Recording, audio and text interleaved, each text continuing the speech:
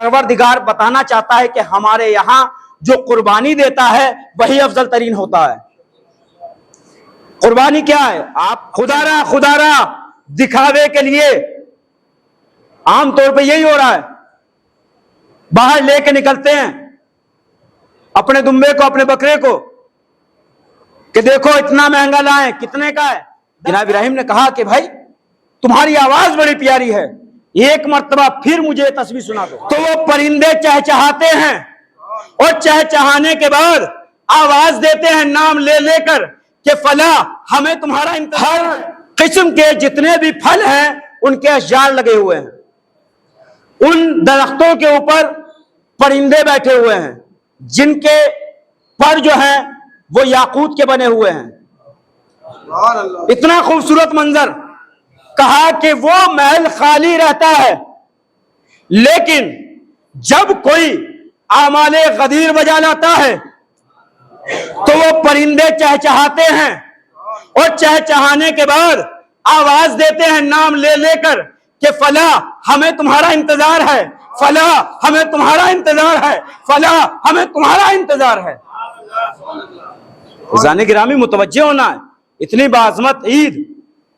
تو عزیزان گرامی آخری کوشش ہماری یہی ہے کہ ہم جو ہے زیادہ سے زیادہ اس عید غدیر میں جمع ہوں، اور انشاءاللہ جب یہاں جمع ہوں گے تو اس روز بھی انشاءاللہ عید غدیر کے اس سے زیادہ عمدہ فضائل انشاءاللہ ہو سکتا ہے کہ میں کسی موقع پر وہ خطبہ بھی آپ کی خدمت پیش کروں کہ جو رسول اسلام نے غدیر خم کے میدان میں ارشاد فرمایا تھا انشاءاللہ۔ تو یہ آج عید قربان ہے۔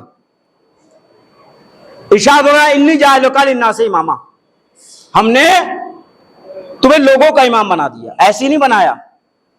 اللہ عہدہ ایسے ہی عطا نہیں کرتا، پہلے 3 امتحان دیے، جان کا امتحان دیا، مال کا امتحان دیا، اولاد کا امتحان دیا، یعنی تینوں وہ چیزیں کہ جو انسان کو سب سے زیادہ عزیز ہوتی ہیں۔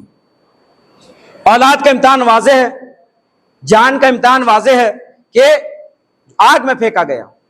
اس سے پہلے جو مال کا امتحان ہوا ہے وہ سن لیجئے چند لفظوں میں صرف۔ جناب ابراہیم بھیڑوں کو چرا رہے ہیں، ایک مرتبہ کوئی شخص گزر رہا ہے، دور سے آواز آ رہی ہے کہ جو تسبیح پڑھ رہا ہے سبوح قدوس رب الملائکۃ والروح، سبوح قدوس رب الملائکۃ والروح۔ جناب ابراہیم نے آواز کو سنا، اپنی بھیڑوں کو چھوڑ دیا، کہ کتنی پیاری آواز ہے، کتنی حسین آواز ہے، کہ اس کی طرف دوڑے چلے گئے۔ قریب گئے تو کیا دیکھا؟ خوبصورت نوجوان ہے جو اللہ کی تسبیح پڑھ رہا ہے۔ جناب ابراہیم نے کہا کہ بھائی تمہاری آواز بڑی پیاری ہے، ایک مرتبہ پھر مجھے تسبیح سنا دو۔ اس شخص نے کہا کہ تسبیح تو سنا دوں گا، لیکن بدلے میں ملے گا کیا؟ کہا کہ میرے پاس بھیڑے ہیں، آدھا غلہ تمہارا، ایک بار اور تسبیح سنا دو۔ اس نے پھر پڑھا سبوح قدوس رب الملائکۃ والروح۔ جناب ابراہیم نے سنا، دل کو اطمینان ہوا، ابھی دل بھرا نہیں ہے، کہ میرے بھائی ایک مرتبہ اور سنا دو۔ کہ آدھی بھیڑ تو دے چکے، اس بار کیا ملے گا؟ کہ جو باقی بھیڑیں ہیں وہ بھی تمہاری، ایک بار اور سنا دو۔ جناب اس شخص نے پھر سنایا سبوح قدوس رب الملائکۃ والروح۔ جناب ابراہیم نے سنا، سکون ملا، لیکن ابھی دل نہیں بھرا تھا۔ ایک مرتبہ پھر کہنے لگے کہ بھائی ایک مرتبہ پھر سنا دو، کہ اب تو تمہارے پاس کچھ بچا بھی نہیں، اب کیا دو گے؟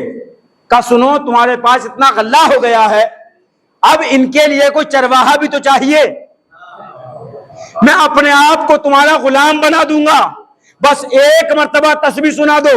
اس نے پھر پڑھا سبوح قدوس رب الملائکۃ والروح، تسبیح پڑھی۔ جناب ابراہیم نے کہا میں تمہارے حوالے۔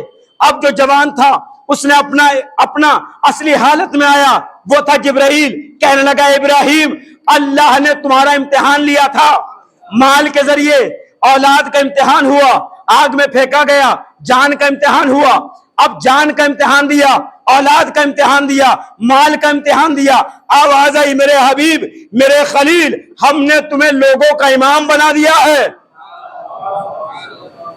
اور آج ہم بھی عہدہ چاہتے ہیں، ہم بھی مقام چاہتے ہیں، ہم بھی کرسی چاہتے ہیں، لیکن عہدہ پانے کے لیے، کرسی پانے کے لیے، اقتدار حاصل کرنے کے لیے ہمیں جو ہے قربانی دینی ہوگی۔ صرف یہ 25,000 کا، 30,000 کا، پڑوسی اگر 20,000 کا لایا تو 25,000 کا آپ لا رہے ہو، اس کی قربانی کرنے کا کوئی فائدہ نہیں ہے۔ بس خلوص کے ساتھ ایک خرما قربان کر دو، خدا را دکھاوے کے لیے۔ عام طور پہ یہی ہو رہا ہے، باہر لے کے نکلتے ہیں اپنے دمبے کو، اپنے بکرے کو، کہ دیکھو اتنا مہنگا لائیں، کتنے کا ہے؟ 10 کا، میں تو 30 کا لایا ہوں۔ قربانی گئی، نہ یہاں کے رہے نہ وہاں کے رہے۔ وہی بات ہے کہ نہ خدا ہی ملا، ہاں یاد ہے سب کے۔ بہرحال یہ بھی یاد ہونا چاہیے کہ قربانی جو ہے وہ خالصتاً للہ ہو، اور صرف قربانی، ان تمام چیزوں کا مقصد یہ نہیں ہے کہ ہم صرف اور صرف اس دن قربانی دیں، نہیں، پروردگار بتانا چاہتا ہے کہ ہمارے یہاں جو قربانی دیتا ہے وہی افضل ترین ہوتا ہے۔ قربانی کیا ہے؟ آپ اپنے مال کی قربانی دیجئے نا، آپ اپنی جان کی قربانی دیجئے نا۔ جان سے مطلب یہ نہیں کہ جان دے دیں آپ، جان سے مراد یہ ہے کہ دیکھیں اپنی جان کے ساتھ اداروں میں کام کیجئے، مسجدوں میں کام کیجئے۔ کوئی صرف اور صرف حاجی قاسم صاحب کا جو ہے وہ گرین کارڈ نہیں بنا ہوا ہے کہ وہی یہاں خدمت انجام دیں گے۔ ایک ایک فرد کی ذمہ داری بنتی، جو یہاں سے لے کے وہاں تک، کہ یہاں کا خیال رکھا جائے۔ اور میں نے عید الفطر کے موقع پہ بھی کہا تھا، پھر کہہ رہا ہوں، ہمارے یہاں آپ جانتے ہیں 300 بچے پہلے تھے تقریباً، کچھ کم ہو سکتے ہیں، اور الحمدللہ ابھی تک 50 کے آس پاس ایڈمیشن ہو چکے ہیں، اور ابھی 13 دن، تقریباً 15-16 دن ابھی باقی ہیں جو ایڈمیشن ہونے ہیں۔ تو اب یہ بتائیے یہاں پر بچے بیٹھیں گے کہاں؟